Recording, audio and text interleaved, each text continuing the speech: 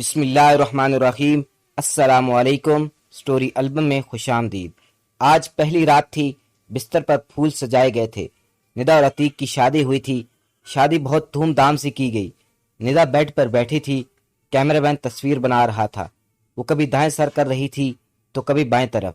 سب لوگ نئے تھے، ہر چہرہ اجنبی تھا۔ عتیق پاس بیٹھا تھا، سب محلے والے دلہن دیکھنے آئے ہوئے تھے۔ ندا نظریں جھکائے بیٹھی ہوئی تھی۔ رات کے 12 بج چکے تھے۔ وہ بہت تھک چکی تھی اور بھوک سے برا حال تھا۔ سب چلے گئے۔ دروازہ بند ہوا تو عتیق ندا کے پاس بیٹھا، کہا کہ آپ ایسا کریں، چینج کر لیں، تھک گئی ہوں گی۔ ندا نے ڈریس چینج کیا۔ بھوک سے اس کی حالت غیر ہو رہی تھی، لیکن کیا کر سکتے تھے؟ عتیق کو اس کی تھکن سے کیا واسطہ تھا؟ وہ محبت بھری باتیں کرنا چاہتا تھا۔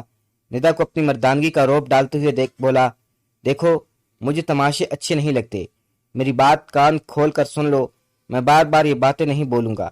گھر کے سارے کام تمہارے ذمہ ہیں، کھانے بنانے سے لے کر جھاڑو صفائی تک۔ سن رہی ہونا؟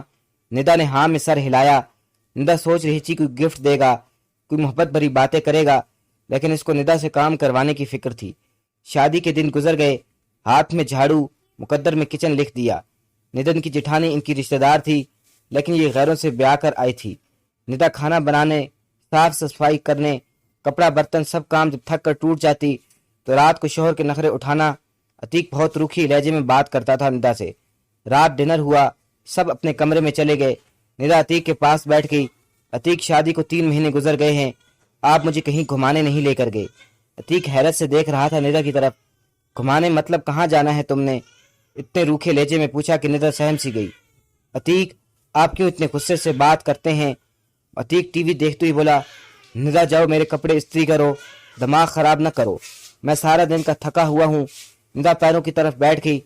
اچھا چلیں آپ لیٹ جائیں، میں آپ کو دبا دیتی ہوں۔ عتیق لیٹ گیا۔ ندا عتیق کو دبانے لگی تو وہ سو گیا۔ ندا عتیق کے پیروں کو اپنی گود میں رکھ کر سوچ رہی تھی کہ عتیق میں نے شادی سے پہلے بہت دکھ دیکھے ہیں، مجھے محبت چاہیے تھی، مجھے آپ کا ساتھ چاہیے تھا، آپ کیوں میری آنکھوں سے میرا درد نہیں سمجھ پاتے؟ اصل میں ندا کی ماں نہیں تھی، ستیلی ماں کے ساتھ جوان ہوئی، اور ستیلی مائیں کیا سلوک کرتی ہیں یہ مجھے لکھنے کی ضرورت نہیں۔ ندا نے بہت درد سہا تھا۔ ستیلی ماں کے ہاتھوں یہاں بھی ایک ظلم کیا گیا۔ ندا 20 سال کی تھی اور عتیق 36 سال کا، جسے ندا سے جان چھڑانی تھی ان لوگوں نے۔ وہ قدموں کے ساتھ لپٹی ہوئی اپنے ہمسفر سے احساس کی بھیک سی مانگ رہی تھی۔ صبح وہ فجر کی نماز سے پہلے جاگ جاتی، ناشتہ بنانا سب کے لیے اس کے ذمہ تھا۔ وہ اپنا درد کسی پہ عیاں نہ ہونے دیتی، وہ بس اپنے گھر میں آباد ہونا چاہتی تھی۔ عتیق کا ساتھ اسے چاہیے تھا، بس اکثر کبھی تھکن کی وجہ سے برتن نہ دھو سکتی یا جھاڑو ٹائم پر نہ لگا پاتی تو ساس اسے لاکھوں باتیں سناتی۔ وہ اپنے لبوں کو سی کر ہر تانا برداشت کر جاتی۔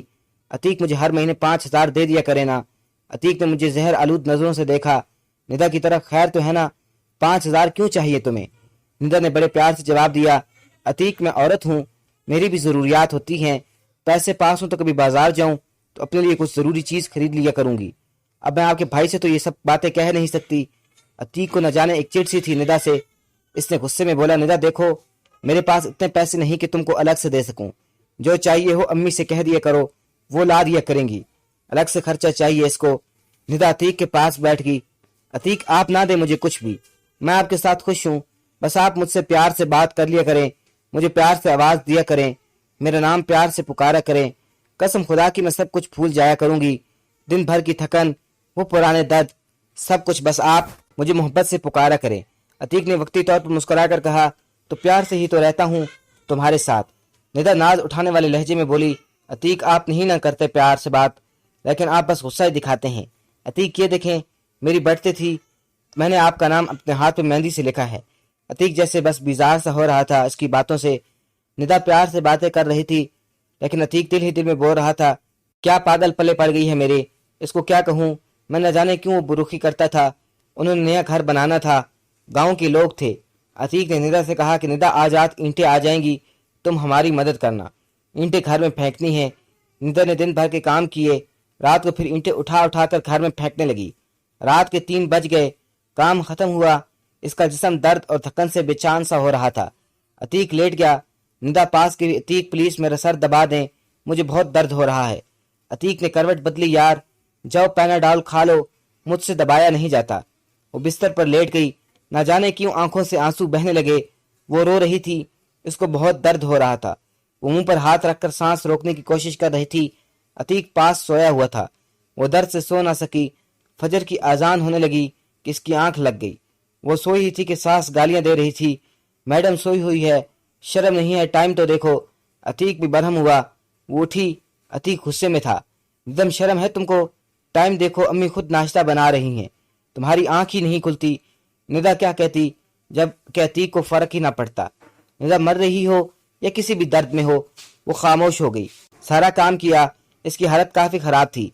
इसने किसी से कुछ नहीं कहा। शादी को 3 साल गुजर गए, लेकिन औलाद नहीं थी। इन 3 सालों में कोई ऐसी सांस नहीं थी जब उसने सुकून पाया हो। नए घर का काम शुरू हुआ तो वो मजदूरों की तरह काम करने लगी। दिन भर सबके लिए खाना बनाती, फिर कभी ऊँटें उठाकर देती तो कभी मिट्टी उठा रही होती। 4 महीने इसने मजदूरी की। घर तैयार हुआ। अतीक के साथ रहते हुए वो अतीक से दूर थी। अतीक इससे दूर रहने लगा। दिन की दूरी, रात की दूरियां भी बढ़ने लगी। औलाद ना होने के ताने देने लगे।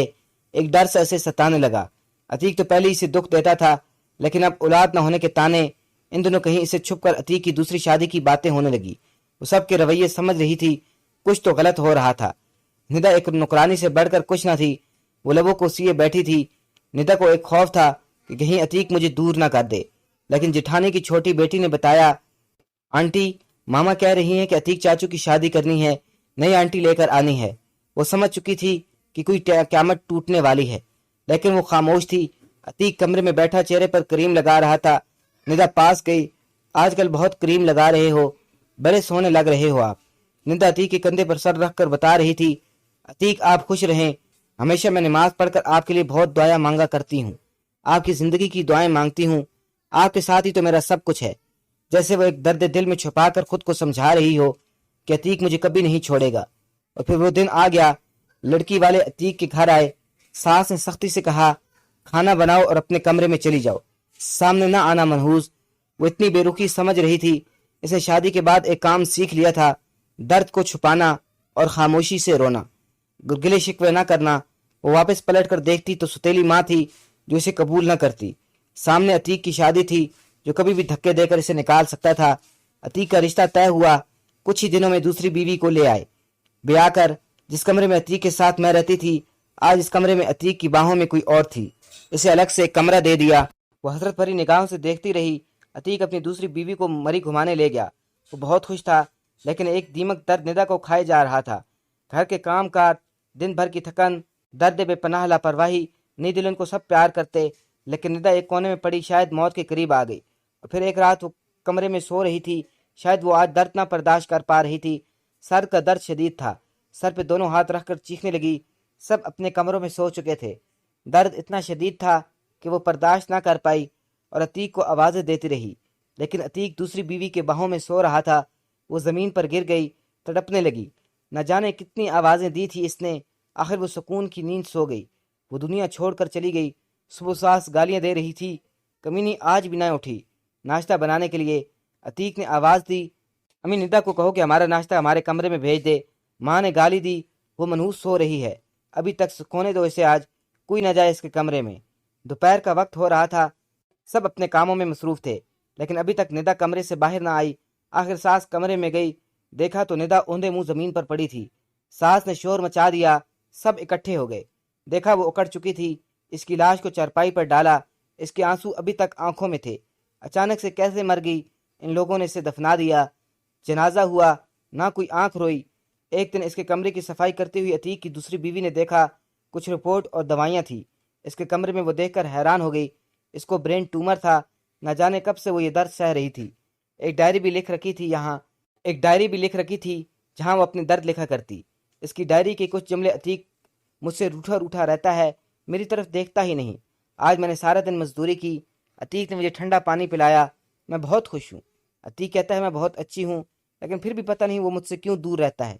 आज मैं इसके लिए तैयार हुई, खुद को संवारा, लेकिन पागल ने एक बार भी मेरी तरफ नहीं देखा। फिर मैं नाराज़ भी नहीं हुई। वो बहुत डांटता है, कुछ कहूँ तो मुझे जानलेवा बीमारी है, लेकिन मैं अतीक को नहीं बताऊंगी, वो परेशान हो जाएंगे। हमारा घर बनकर तैयार हो गया है। मैंने अपना कमरा भी बहुत सजाया। अतीक की शादी कर रहे हैं, मुझे घर से निकाला तो कहाँ जाऊंगी। میرا تو کوئی بھی نہیں، بس نوکرانی بن کر مرنے تک یہیں رہوں گی۔ عتیق اپنی دلہن سے بہت پیار کرتا ہے، اسے برگر لا کر دیا۔ میں نے کہا مجھے بھی لا کر دو، تم برتن دھو جا کر، دماغ خراب نہ کرو میرا، بھلا میں نے برگر ہی تو مانگا تھا۔ آج صبح سے میری سانس رک رک کر آ رہی تھی، ایسا لگ رہا ہے کہ میرا وقت قریب آ گیا ہے۔ کاش عتیق کی باہوں میں مر سکتی، کاش عتیق میرا درد سمجھتا، مجھے سینے سے لگاتا، میں سکون سے مر جاتی۔ عتیق آپ کبھی میری ڈائری پڑھیں تو خود کو میری موت کا ذمہ دار نہ ٹھہرانا، میں بہت پیار کرتی ہوں آپ سے، بس نصیب سے ہار گئی ہوں، شاید کہ میری قسمت میں خوشیاں نہیں لکھی۔ اور ہاں پاگل، ایک برگر ہی تو تھا، کنجوس تو مجھے لا دیتے تو کیا ہو جاتا، ڈانٹنے کی کیا ضرورت تھی۔ اپنی دوسری بیوی کا خیال رکھنا، میں تو نہیں ہوں گی، جب آپ کے ہاں اولاد ہوئی تو میری قبر پر ضرور آنا۔ ایک بار تمہاری ندا مجھے بہت درد ہو رہا ہے، آپ کے پاس آ جاؤں، لیکن کے بعد سب کچھ ادھورا رہ گیا۔ ندا خاموشی سے مر گئی۔ عتیق ڈائری پڑھ کر بہت رویا، لیکن اب رونے کا کیا فائدہ، وہ بیچاری نہ جانے کتنا روئی تھی۔ اس کی قبر پر قدموں کی طرف بیٹھ کر معافی مانگنے لگا، لیکن اب معافی مانگتا یا کچھ بھی کرتا، وہ کہاں لوٹ کر آنے والی تھی۔ ایسے نہ جانے کتنی ندا آج بھی ہیں جو اپنے ہمسفر کی بے رخی پر جی رہی ہیں، جو درد سہتی ہیں، شکوہ نہیں کرتی۔ ارے بے قدرو، اپنی ہمسفر کو محبت سے دیکھ ہی لیا کرو، خدا کی قسم وہ ہر درد ہر دکھ بھول جاتی ہیں۔ اس سے پہلے کوئی ندا دنیا سے چلی جائے اور آپ کو جب تک سمجھ آئے دیر ہو چکی ہو، یاد رکھنا قیامت کے دن محشر کو بھی پوچھا جائے گا۔